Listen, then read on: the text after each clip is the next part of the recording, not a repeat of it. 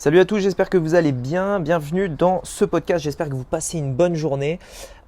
Aujourd'hui, je voudrais vous parler donc du fait de vendre un produit ou une offre. La différence en fait entre les deux, qui peut parfois être assez floue, etc. Donc, je vais bien essayer de vous expliquer la différence entre les deux dans ce podcast pour que vous compreniez à quel point c'est vital que vous vendiez non pas des produits, mais que vous vendiez des offres. On va faire une sorte de comparatif un petit peu dans ce podcast, comme ça vous aurez la vision beaucoup plus claire par rapport à ça. Allez, c'est ce qu'on va voir aujourd'hui dans ce podcast, c'est parti. Donc, la vraie question est celle-là. Comment des entrepreneurs comme vous et moi qui ne trichent pas et ne prennent pas de capital risque, qui dépensent l'argent de leur propre poche, comment vendons-nous nos produits, nos services et les choses dans lesquelles nous croyons dans le monde entier, tout en restant profitables? Telle est la question et ces podcasts vous donneront la réponse. Je m'appelle Rémi Jupy et bienvenue dans Business Secrets. Ok, alors concernant, concrètement, pourquoi je différencie les deux? Très souvent, quand j'étais en coaching, par exemple, alors l'exemple le plus récent que j'ai, c'était hier au soir, mais même de manière générale, ça arrive en fait assez souvent où souvent en fait j'ai des personnes qui me disent, donc voilà, j'ai un produit.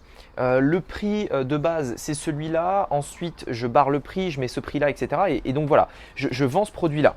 Idem dans les publicités, ils mettent et ils vantent un petit peu les bienfaits du produit. Donc, vous allez lister tous les bénéfices du produit, vous allez lister tous les trucs, etc., etc.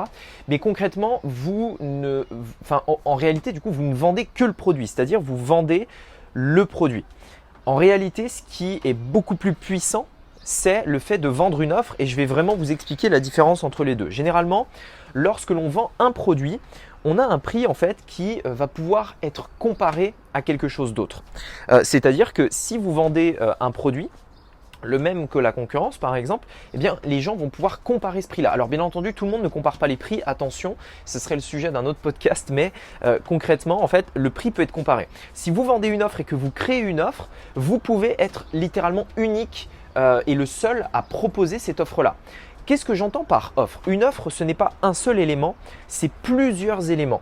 C'est-à-dire que le produit est un élément de votre offre, mais votre offre n'est pas le produit.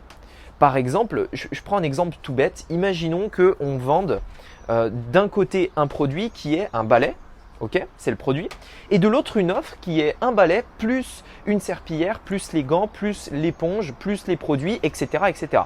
Et il y a également d'autres choses, ok? Donc en fait, la différence entre le produit et l'offre, c'est que l'offre, en fait, c'est quelque chose de plus global. Et donc, du coup, vous pouvez littéralement créer une offre dont vous êtes le seul à proposer. Typiquement, généralement, les produits les plus vendus sur les boutiques en ligne aujourd'hui, sur Internet de manière générale, c'est les offres. C'est-à-dire, c'est presque les packages un petit peu. Regardez par exemple, l'exemple de Carbone Coco est un très bon exemple. Ils vendent, donc vous savez, une sorte de poudre de charbon pour les dents. Ça permet d'avoir les dents blanches, etc., etc. C'est leur produit phare en fait. C'est-à-dire, c'est la poudre de charbon. Ils la vendent à un certain prix, etc. Mais ceux qu'ils vendent le plus et ceux qui leur génèrent probablement le plus de chiffre d'affaires, c'est pas ce produit-là. Ce qui leur génère le plus de chiffre d'affaires, c'est quand ils vendent le charbon avec le dentifrice, avec la brosse à dents en bambou, etc., etc. C'est un package qui propose aux alentours des 60-70 euros, qui du coup constitue une offre qu'ils sont les seuls à proposer et qui du coup les rend uniques tout simplement, avec un prix qui ne peut pas être comparé ailleurs et qui leur génère tout simplement plus de profit de manière générale. Ok, donc ça c'est la première chose. Deuxième chose, forcément la rentabilité, je vous en ai parlé. Créer une offre, généralement c'est toujours plus rentable. Ça ne peut qu'être rentable et vous allez comprendre pourquoi. Si vous êtes dans le e-commerce et que vous vendez des produits physiques, dans ce cas-là, vous allez pouvoir avec une commande avoir un panier plus gros, plus conséquent en termes d'argent et donc n'envoyer qu'un seul colis et donc avoir une seule fois les frais de port, etc., etc. Donc bien entendu, quand on fait une commande avec plus d'articles, on gagne plus d'argent, mais c'est exponentiel parce que forcément, vous n'avez qu'un seul colis, vous n'avez qu'une commande à traiter, etc., etc. Si vous êtes dans un autre domaine, que vous êtes par exemple dans la vente de formation, dans ce cas-là, c'est pareil.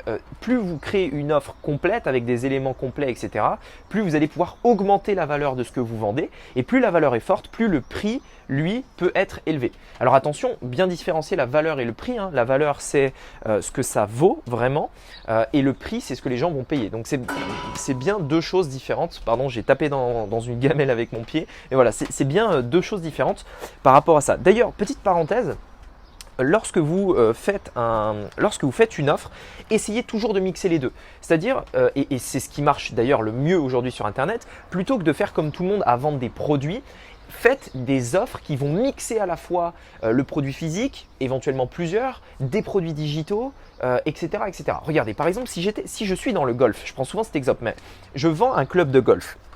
Rien ne m'empêche juste après de créer une offre en fait où je vends un club de golf, des gants de golf et d'autres accessoires éventuellement, mais je peux également aussi rajouter un e-book sur le golf. Je peux également rajouter une petite formation de golf, etc., etc.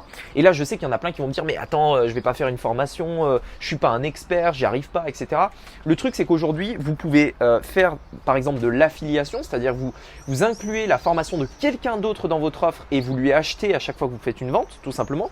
Vous pouvez également acheter des e-books libres de droit, c'est-à-dire que vous payez le e-book et vu que vous payez, il vous appartient et à partir de là, vous pouvez le reproduire, etc., etc. Il y a plein de solutions. Vous n'êtes pas obligé de le faire vous-même. Bien sûr, si vous le faites vous-même, c'est mieux parce que vous êtes propriétaire et vous n'avez pas payé, etc., etc. Mais vous n'êtes pas obligé. Mais essayez de faire des choses nouvelles, des choses innovantes qui vont, en plus de ça, pouvoir augmenter votre marge. Parce que regardez, si je vends un club de golf, mettons que je le vends 20 € et j'ai 10 € de marge. Ok, très bien. Je fais une commande, j'ai 10 € de marge. Si derrière, je vends un e-book à 20 € également, et bien les 20 €, étant donné que c'est un produit numérique, un produit digital, qu'il n'y a pas de frais, il n'y a pas d'envoi, etc., eh bien, en fait, c'est 100% de marge. Donc, du coup, ma marge passe à 30 € pour un panier de 40. Tout simplement. Ça veut dire que le taux de marge, en fait, c'est-à-dire la part de marge sur le chiffre d'affaires est exponentielle. Et donc, d'ailleurs, petite précision aussi, enfin autre parenthèse, j'ai plein d'idées qui me viennent, donc je vous les donne. Lorsque vous vendez un produit digital couplé à un produit physique, c'est d'autant plus puissant que la personne peut avoir son produit digital tout de suite maintenant dès son achat, ce qui va faire qu'elle va patienter plus longtemps en l'attente de son produit physique. Parce que quel est l'un des problèmes majeurs en e-commerce ?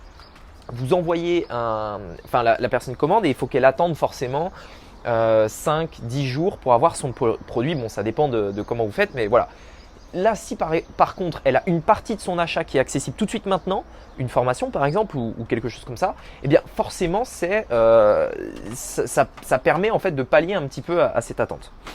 Autre chose, quand on vend un produit, on est très limité généralement par rapport à la présentation en fait de ce produit-là. C'est-à-dire que la présentation va se limiter en fait aux bénéfices du produit. C'est-à-dire mon produit permet ceci, mon produit permet cela, etc. Si vous créez une offre et que vous rajoutez des éléments et que vous rajoutez des choses qui vont venir vraiment, on va dire, aider le premier produit, vous rajoutez encore plus de bénéfices. Et généralement, c'est ce qu'on veut. Vous savez, dans un marché, on en a déjà beaucoup parlé, mais les gens veulent des choses et les gens fuient des choses et les gens également pensent que, bon, je vais pas revenir sur le dernier point, mais ils veulent et ils fuient des choses, ok ? Eh bien, plus vous rajoutez de choses qu'ils ont envie, plus vous enlevez les choses qu'ils détestent, eh bien plus votre offre va être intéressante. Et donc forcément, le fait de rajouter des éléments dans votre offre va faire que vous allez rallonger la liste des bénéfices et rallonger du coup la liste des bienfaits de ce que vous vendez, tout simplement, de votre offre. Et donc en fait, et d'ailleurs j'en viens à l'un des autres points dont je voulais vous parler, c'est que généralement un produit va proposer une partie de la solution qui va résoudre le problème, qui va répondre aux besoins, alors que généralement l'offre résout la solution. C'est-à-dire que le produit généralement n'est qu'une partie, alors que l'offre résout le problème. Par exemple, je vais reprendre l'exemple de mon balai là, qui fait le truc du sol, etc. Alors, un balai, ok, c'est bien. On est d'accord, un balai, c'est cool. Mais on est d'accord que juste un balai, ça sert à rien parce que vous allez simplement déplacer la poussière de place. Donc, le truc, c'est, typiquement dans notre offre, c'est mettre la petite pelle qui permet de ramasser ce que le tas de poussière qu'on a agglutiné avec le balai nous permet d'avoir. Okay, donc déjà, c'est un exemple très bête, mais ce simple truc en fait de dire je ne vends pas un balai, je vends le balai plus la petite pelle, c'est déjà une offre. Ce n'est plus un produit, c'est une offre déjà. Okay, donc ça commence déjà à prendre un peu plus de sens, mais on n'est pas obligé de s'arrêter là parce que forcément, une fois que vous avez passé le balai, eh bien, il faut peut-être aussi passer la serpillière. Et du coup, pour la serpillière, vous allez avoir besoin éventuellement d'un produit pour le sol, etc., etc. Ça dépend en plus si derrière vous avez de la moquette, si vous avez… Enfin bref, vous avez compris l'idée. En fait, l'idée c'est vraiment de se dire quelle offre je peux créer. Donc comme je vous disais, c'est valable dans tout. Mais plus vous allez vendre vraiment des offres, plus vous allez être unique, plus vous allez vous différencier de tous les autres dropshippers qui eux ne vendent que des produits, qui se prennent pas la tête et disent moi je prends le produit, hop je le vends direct, hop. Qu'est-ce qui se passe dans la majorité des cas? Ils n'y arrivent pas parce qu'ils ne réfléchissent pas assez et qu'ils prennent pas le temps de créer un vrai truc solide, une vraie offre complète tout simplement. L'un des tout premiers produits que j'avais vendu moi, d'ailleurs j'en parle souvent, c'était un robinet chauffe-eau. Donc en fait c'est un robinet qui permet de chauffer l'eau pour les personnes par exemple qui n'ont pas de chauffe-eau. C'est hyper intéressant parce que si vous avez une maison secondaire, éventuellement un chalet ou quoi que ce soit, vous mettez ça et en fait ça ne consomme pas pendant que vous n'êtes pas là. Ça consomme sur demande en fait. Et donc en fait j'avais vendu ce produit-là et mon produit c'était, je vendais ce produit, mais j'ai quand même en réalité à l'époque j'avais quand même fait cette erreur et j'aurais pu je pense faire quelque chose qui marche beaucoup mieux. Mais l'un des contenants de mon offre c'était le guide d'installation, le guide d'utilisation qui avait une certaine valeur et que j'offrais lorsqu'ils achetaient le produit. Ce qui faisait en fait qu'ils n'avaient pas que le produit et tiens débrouille-toi, ils avaient vraiment quelque chose d'un peu plus complet qui résolvait leurs problèmes. C'est-à-dire que ce truc-là permettait de résoudre le problème parce qu'il y avait ce robinet, certes, mais il y avait aussi ce guide d'installation, etc., etc. J'aurais pu même aller encore plus loin en pouvant proposer d'autres choses encore plus complètes, mais c'était déjà pas mal puisque j'avais déjà 2 éléments qui constituaient une offre et non plus un produit. Voilà, essayez de réfléchir un petit peu à ça, comment vous pouvez le faire, même si aujourd'hui vous avez du mal à vous projeter sur comment le faire. Le comment, ça c'est un autre détail. Sur le comment, généralement, c'est là où il faut se former, etc.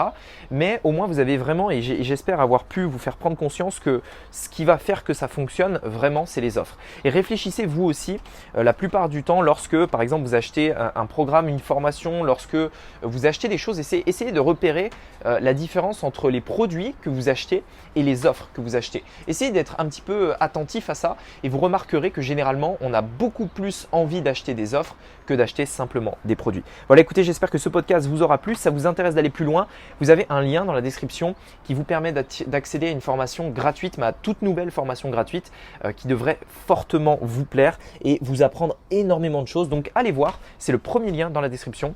Je vous souhaite une très très bonne journée et on se dit à très bientôt. Ciao.